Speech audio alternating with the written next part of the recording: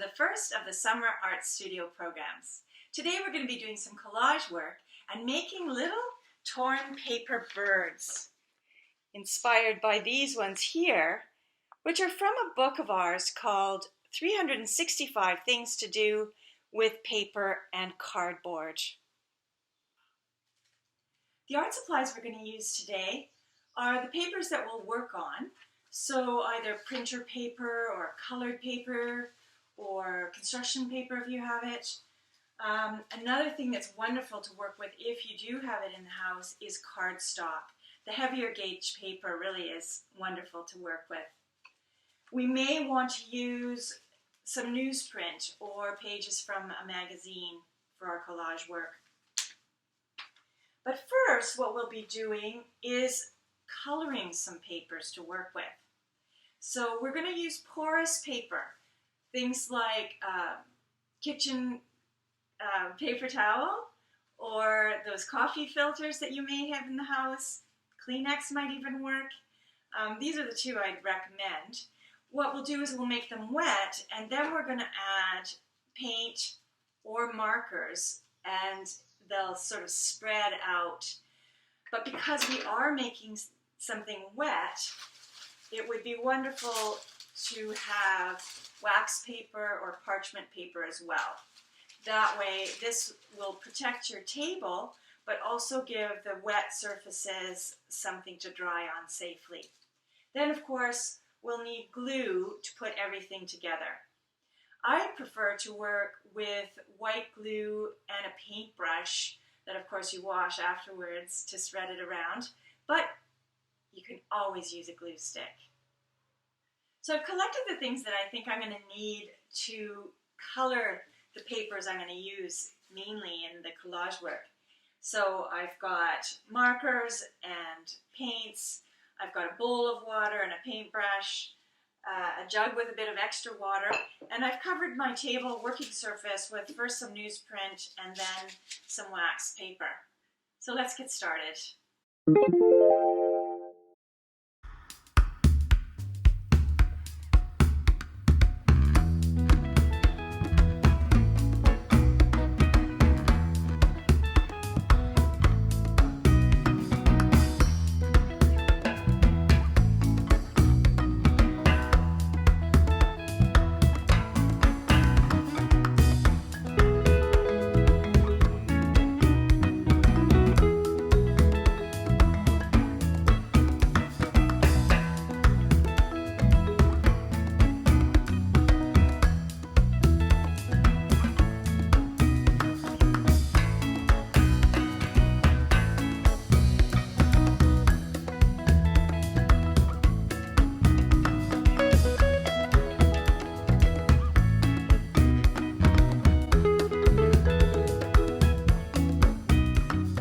So now we've prepared a lot of wet colored paper that we'll want to use. But of course, we're going to have to let it dry. And it'll probably take overnight. So the good news is, since it's such a lovely summer day and there's a breeze as well, it hasn't taken long for the paper towel to dry after all, maybe an hour. I also have a bag full of papers that I've prepared in different ways over the years.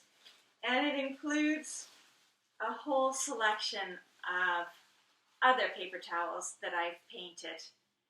So these papers and the coffee filters that are still drying actually will become our feathers. We can also use some of the newsprint or magazine pages. And the first step is literally just to start tearing.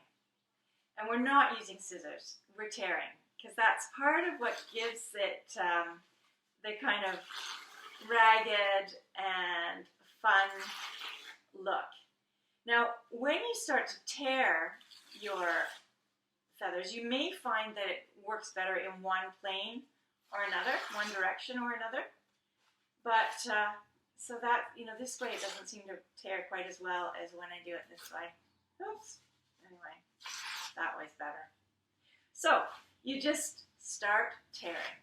I'm going to tear a selection of feathers because I don't really know what I'm doing yet. And so I'm going to put them in piles by color, so they're easier to use when I'm ready. And inspired by the guys in the original book, I'd like some black ones too.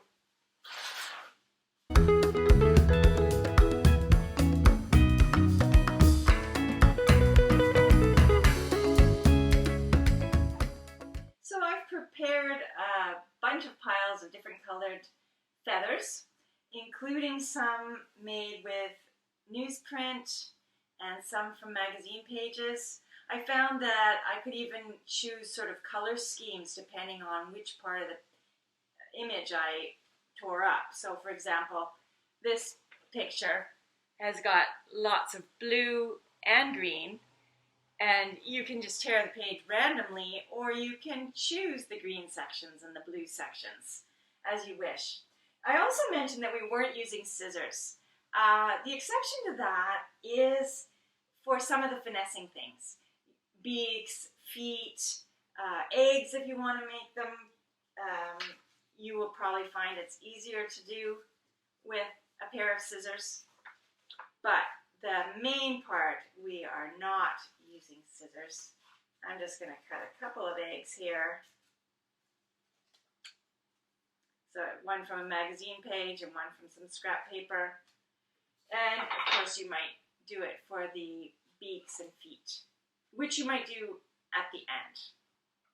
So the coffee filter's dried. Now they kind of remind me of planets. Might want to use them for some different project altogether. Or tear them up to be part of my stock of bird feathers. But now I really want to get going. I want to make those birds, and I'm sure you do too. Because I haven't decided yet whether I want to use birds and make a little greeting card, or whether I want to make a whole scene with a flock of a bunch of them, it occurred to me that I could make the birds just cut out little shapes that I will glue my feathers onto. Just, randomly, vaguely bird-shaped, and start working. Then when I have a bunch of them, I can glue them in different vignettes. But this way, I get to get going right now. So I've started by just tearing a little shape that's going to be the head of my bird. I'm going to use white glue, but of course you can use a glue stick. I've added a little bit of water to my glue and put it in a bowl just for easy access with my paintbrush. I also have protected the table with wax paper, especially because I'm making a little bird, and this can get quite messy. This is going to not only protect the table, but prevent my bird from sticking. If I'd used newsprint, the bird might end up stuck to the newspaper. So I'll just stick on the head. Doesn't matter whether you're putting it on the white or on the back, a little bit of both. And then I'm going to start adding more glue and putting on feathers that I've torn already, and just keep going till I've built my bird. Glue and feathers. So one of the things that's nice about working with white glue and a paintbrush is you can apply the glue both under the feathers and on top. And that way, the glue can be used to help flatten them or prepare the surface for the next one. And the glue will dry clear, so you don't need to worry about that. So it makes the whole thing very forgiving, helps us just mess about and have fun, which is what we're supposed to do. A quick way to make several eyes or beaks or feet at once is to fold a sheet over several times and cut through many layers at once. This speeds things up, which can be nice.